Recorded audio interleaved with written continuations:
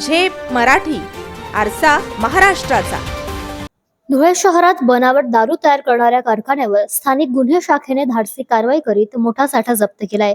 या कारवाईत सुमारे 1,43,000 रुपयांचा मुद्देमाल हस्तगत करण्यात आला असून एकाला अटक करण्यात आली आहे. मिळालेल्या माहितीनुसार चाळीसगाव रोड पोलीस ठाण्याच्या हद्दीतील अंबिका नगर परिसरात एका पत्र्याच्या शेडमध्ये बनावट विदेशी दारू तयार करून विक्री केली जात असल्याची गोपनीय माहिती स्थानिक गुन्हे शाखेचे पोलीस निरीक्षक श्रीराम पवार यांना मिळाली होती. या माहितीच्या आधारे पोलिसांनी तत्काळ पथकासह छापा टाकला. या कारवाई दरम्यान रवींद्र रमेश महाजन याला ताब्यात घेण्यात आलंय. या छाप्यात बनावट विदेशी दारूचे बॉक्स, स्पिरिट, विविध रसायनं, रिकाम्या बाटल्या तसेच बनावट स्टिकर्स असा एकूण 1,43,000 रुपयांचा मुद्देमाल जप्त करण्यात आलाय. अशाच वेगळ्या आणि ताज्या बातम्यांसाठी पाहत रहा झेप मराठी, आरसा महाराष्ट्राचा. संपादक प्राध्यापक अनिल चव्हाण, धुळे.